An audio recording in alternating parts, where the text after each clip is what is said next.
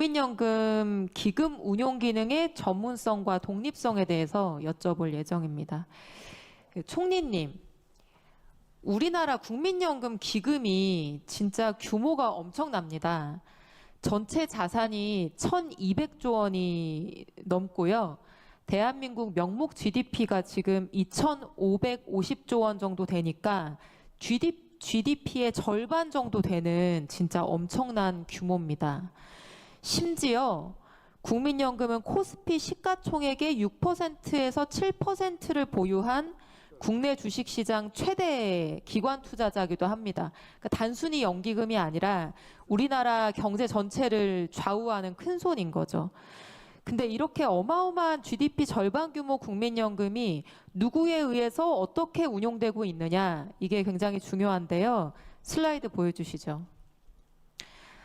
보건복지부가 연금제도 운용뿐만 아니라 1,200조 원의 기금 운용까지 책임지고 있는 구조입니다. 기금 운용 관련해서 최고 의사결정 기구가 현재 기금운용위원회인데요. 그 위원장이 바로 보건복지부 장관입니다. 근데 제가 오래전부터 품고 있는 의문이 있는데요, 총리님. 보건복지 전반에 막중한 업무를 수행하고 있는 부처가 복지부인데 할 일이 정말 많은데 고도의 투자 의사결정이 요구되는 기금운용 책임까지 복지부가 담당하는 게 맞느냐 하는 의문입니다. 연금제도 운영이나 급여 지급 같은 사회보험 본연의 행정이야 당연히 복지부가 맡는 게 맞을 텐데 기금 운용만큼은 전문적이고 독립적인 별도 조직에 맡기는 게 맞지 않을까 하는 이런 생각인데요. 총리님 혹시 저와 비슷한 고민 해보신 적 있으실까요? 비슷한 고민 많이 해봤습니다. 네, 경제부총리께서도 계신데 과거 모 야당 의원님께서는 기금운용본부를 기재부 소속으로 독립시키자 이런 법안도 발의하신 적이 있더라고요. 네. 근데 경제관료시니까 혹시 저와 비슷한 문제의식을 가져본 적이 있으실까요?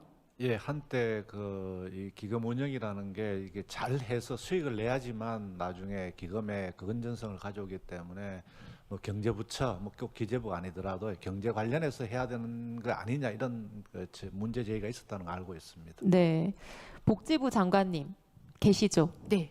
네, 제가 인사청문회 보건복지위원회를 잠깐 제가 거쳐오면서 인사청문회 참여를 했었는데 혹시 이 질문 드렸던 거 기억나십니까? 네, 전문성과 독립성에 대해서 질문하셨었습니다. 네, 그때 진지하게 검토해보겠다 이렇게 답변 주셨었는데 혹시 그동안 생각해보실 기회가 있으셨을까요? 기금운용위원회도 한번 개최를 했었는데요. 아무래도 복지부 장관이 위원장을 하는 거는 이제 국가의 책임이라는 그런 상징적인 의미가 있는 것 같고요. 실제 집행되는 거는 이제 분야별 전문위원회나 실무위원회에서 진행을 하고 있는 걸로 알고 있습니다. 제가 뭐 복지부의 노력이나 이런 걸 폄하하려는 건 전혀 아닌데 저는 보건복지 전반을 책임지고 있는 복지부가 이렇게 1,200조 원 기금 운용까지 전담하는 거는 사실상 구조적으로 무리다 이렇게 생각을 하고 있습니다. 슬라이드 보여주시면요. 기금운용위원회가 사실상 모든 주요 의사결정을 하는 상황입니다. 투자 정책 방향 결정, 자산 배분안, 위탁 운용 비중, 기금 운용 계획 모두 여기서 결정을 합니다. 근데 위원이 20인으로 구성되는데 한번 같이 보시면요. 당연직 위원인 장차관님들 제외하면 사용자 대표하는 위원, 근로자 대표하는 위원, 지역 가입자 대표, 농어업인 대표, 소비자 단체 대표 모두 돈 내는 가입자의 대표분들입니다. 다음 슬라이드. 그럼 실제로 어떤 분들이 계시냐 같이 보시면 수협중앙회 부대표, 소비자연맹 회장, 중소기업 중앙회 간부, 한국노총 임원, 민주노총 임원. 정말 놀랍게도 1,200조 원의 기금 운용 계획을 심의 결정하는 분들인데 투자 전문가가 한 분도 안 계십니다. 놀랍지 않으세요?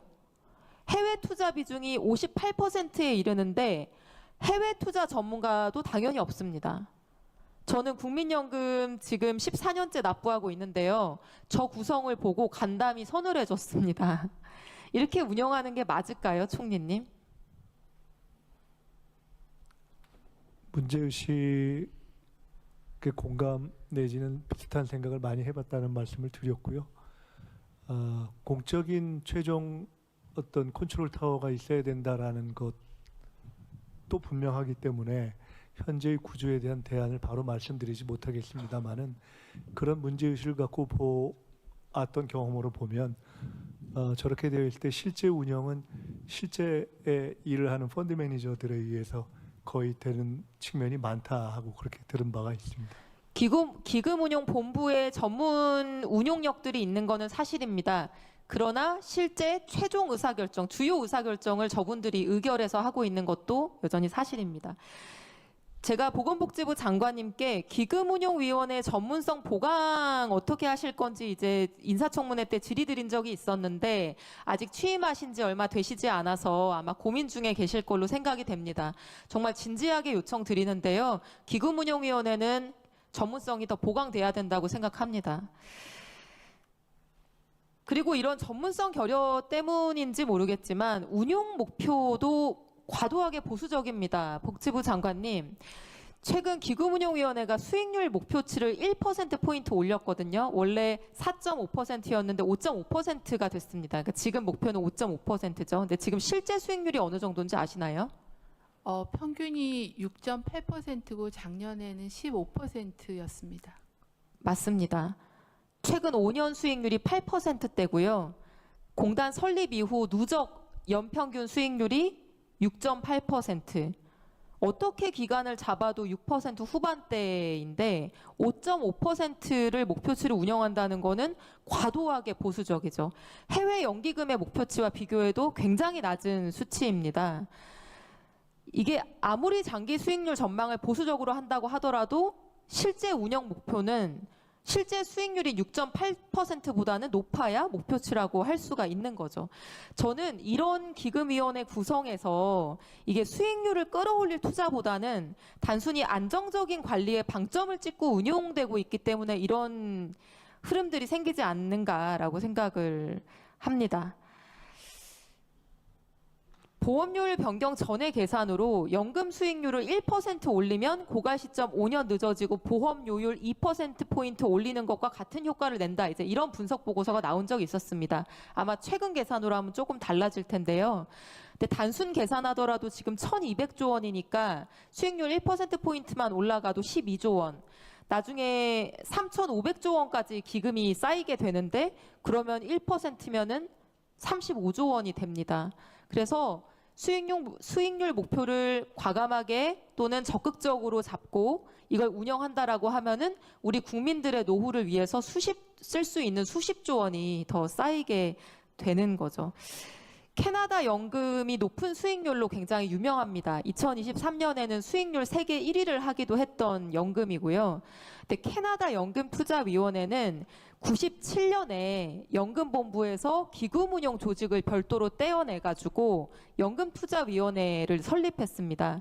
그래서 이 독립된 연금투자위원회가 장기 투자 수익률을 확보하는 데 기여했다라고 하는 국제적인 평가가 많이 있습니다. 그래서 우리나라에서도 이런 논의가 계속 있어 왔고요. 다음 슬라이드 보시면 지금까지 요 다음 슬라이드요. 그래서 그냥 뉴스만 검색해 보셔도 지금까지 정말 쉬지 않고 이 기금 운용을 독립시켜서 전문 기관을 만들고 정부 부처에서 영향을 좀 덜 받게 하자라고 하는 논의가 많이 쌓여온 걸 아실 수 있을 거고요. 다음 슬라이드 보시면 정부에서 꾸린 전문위원회에서도 독립적 투자 실행이 가능한 기금운용 공사와 같은 형태로 조직 개편이 필요하다 이런 의견을 낸 적이 있습니다. 물론 제가 이런 말씀 드리면 전북 도민들께서 좀 우려하실 수도 있을 텐데요. 기금운용본부를 독립시키더라도 전북 유지를 전제로 해서 조직 개편을 추진하면 전주에 유지하면서도 충분히 이런 전문성과 독립성을 강화시킨 역할을 해낼 수 있다고 생각을 합니다.